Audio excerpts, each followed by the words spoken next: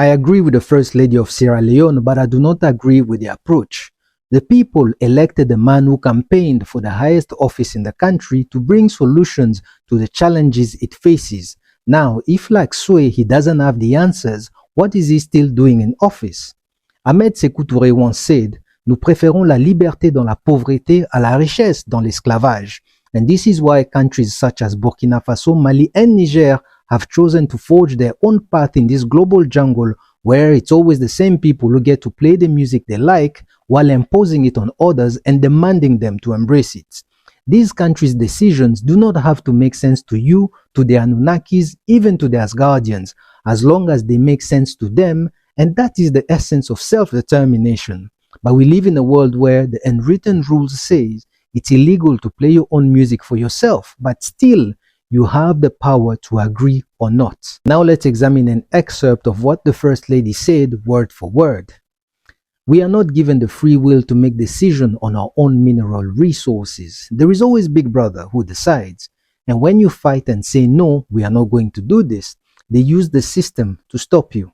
It's either they set you up with the opposition, supporting them against you from behind, or they cause unnecessary chaos in your country so that you are not able to govern your own people." But later in a quote she said, "A company can take as much as $100 million out of the country in terms of minerals, and they can just give the country $10,000, end quotes. But this is nothing new. There is nothing that we have not heard before in our quotes. What we want to know now is who had agreed to these contracts, what were the conditions, and what exactly are we going or are we doing about it. In my village, they say, it is the banana that had agreed to be eaten raw, but the green plantain was violently opposed to that ridiculous idea. Listen, there is a serious problem when the leaders begin to take the posture of, there is nothing we can do about it. This is just how things are. I once read a quote that said, an entire sea of water cannot sink a ship unless it gets inside. There are Africans who allow these practices on a daily basis without a single care in the world. You see, Captain Thomas Sankara once said, and it's one of my favorite quotes, "Il faut choisir entre le champagne pour quelques-uns ou l'eau potable pour tous." Yet, these individuals have embraced the politic of the stomach. As long as they get to eat, they don't care about the rest. And if things turn sour, they will blame it on the people they were in bed with. You see, the patterns tells us that the goal of imperialism has never changed over the centuries. The strategies and the people may have changed, but the ultimate goal never. Now, with all that we now know, what are we going to do about it?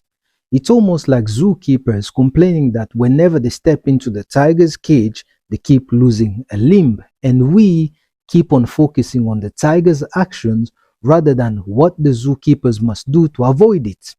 These talking points are getting old, very old, especially when considering what Burkina Faso, Mali, and Niger have recently shown to the rest of the world and Africa.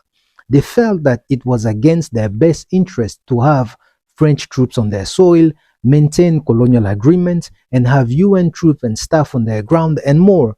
As a result, they simply cancelled all the agreements and told the UN and the rest to leave and looked for other partners because the world is big. And on that, remember what Nelson Mandela once said. One of the biggest mistakes which political analysts make is to think that their enemies should also be our enemies. We, ni nini?